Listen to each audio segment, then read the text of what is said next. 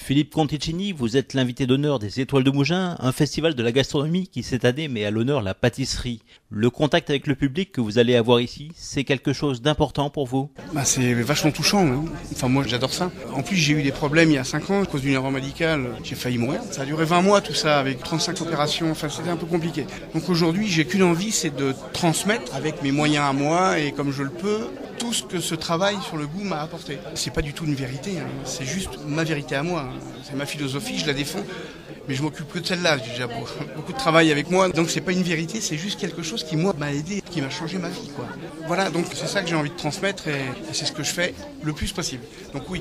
Votre venue à Mougins réveille des souvenirs? Vous avez travaillé aux côtés de Jacques Chibois très jeune? J'ai travaillé 2 ans, oui, avec Jacques Chibois à Cannes, au Grain d'Albion, au Royal Grey, donc à l'époque. C'était un peu chaud quand même, hein, parce qu'il est chaud bouillant quand il veut, lui. Hein. Mais c'était une belle expérience. C'était une très belle expérience. Et c'était à l'époque des desserts à l'assiette de haut niveau. Et puis j'ai adoré cette région. Je suis retourné à Paris parce que j'avais une place chez Lucien Pelletier et que j'en rêvais d'aller travailler chez Lucien Pelletier, qui était quand même un des plus grands pâtissiers à l'époque. Mais je serais bien resté dans le coin. Hein. C'est une région magnifique. Vous êtes un maître de la pâtisserie et en plus vous êtes un des rares chefs à avoir eu un double parcours. C'est facile à concilier? Parler du salé? Oui.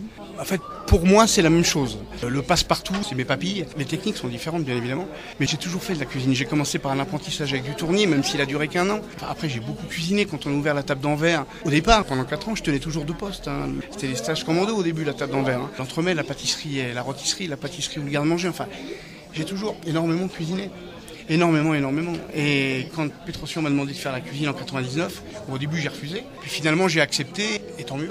Tant mieux parce que ça m'a ouvert les yeux sur un univers extraordinaire. Et puis là je l'ai fait pour une fois, officiellement, quoi. Donc pour moi c'est la même chose. Je cuisine comme je pâtisse et il n'y a que les techniques qui changent. Ces dernières années, sous l'impulsion d'une nouvelle génération de chefs pâtissiers comme Christelle Brua, la pâtisserie a énormément évolué. Vous participez à cette évolution, mais aussi en mettant à l'honneur des gâteaux classiques comme les éclairs ou le Paris-Brest. Alors en fait, j'ai toujours été quelqu'un d'extrêmement avant-gardiste depuis 86. Mais de faire des classiques, en fait, pour moi, c'est pas mettre à l'honneur des gâteaux classiques. Enfin, moi, je suis extrêmement respectueux de mon métier et surtout des gens qui l'ont fait avant moi. Mais travailler des gâteaux classiques, pour moi, c'était inconcevable et pas possible parce que j'étais pas prêt. Il y a 15 ans ou 20 ans, c'était pas possible. C'est trop difficile de se lancer dans un gâteau classique que tout le monde connaît depuis toujours et que tout le monde a fait. C'est pour ça que ça me prend toujours 2-3 mois quand je fais un classique. Donc en fait, je suis arrivé au classique pour une raison principale. J'ai créé les Verrines en 94, j'ai beaucoup démocratisé la cuisine depuis 84, j'ai fait le premier bar à choux en 2010. Mais il y a une chose qu'on me disait toujours quand j'étais chez Pétrosian par exemple, ou quand j'avais Exception Gourmande en 2005, on me disait toujours c'est super original, c'est créatif, c'est beau, c'est bon, super. Mais on comprend rien à ce que vous faites. Trop compliqué. On me disait toujours c'est trop compliqué. Moi je trouvais que c'était hyper simple. Techniquement c'était hyper simple. Mais il y avait tellement de goûts mélangés, tellement de choses. C'était vraiment bon. Hein. Mais il y avait peut-être 10, 12, 15 saveurs de mélanger dans un verre, dans une verrine. Et donc tout mon travail depuis une quinzaine d'années a été de me dire il faut que je sois lisible. Il faut que je sois lisible parce que je suis toujours trop avant, quoi. Et ça va pas, ça matche pas. Donc quand Thierry Tessier, cofondateur avec moi, on est cofondateurs tous les deux de la Pâtisserie des Rêves, m'a proposé d'ouvrir la Pâtisserie des Rêves, je lui ai dit écoute, oui, mais à une condition, c'est que moi je veux être lisible. Donc pour être lisible, le seul moyen que j'ai trouvé, c'est de faire des classiques. Et toute ma créativité, tout mon travail, toute mon expérience, du goût, de la structure, de la matière, de l'air, de l'humidité, des extraits secs, enfin si je rentre dans le goût, j'en ai pour 2 heures, je vais la mettre au service de ces classiques. Ça va me prendre un peu de temps, rien que pour l'éclair café, pour trouver le café et le torréfacteur, ça m'a déjà pris 3 semaines. Donc ça me prend du temps et puis après il faut travailler toutes les structures de chaque crème qui se marie avec chaque pâte. Enfin, mais c'est pour ça que j'ai fait des classiques, c'est pour être lisible. Parce qu'un éclair, c'est un éclair, un Paris-Brest, c'est un Paris-Brest, un millefeuille. Les gens se posent plus de questions.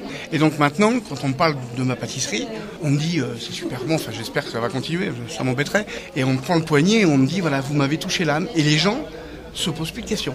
On me dit plus jamais c'est compliqué ce que vous faites. Et donc maintenant, je fais des gâteaux comme le Grand Cru Vanille ou le Silan, des gâteaux très originaux, mais avec beaucoup plus de simplicité dans la lecture de l'entremets.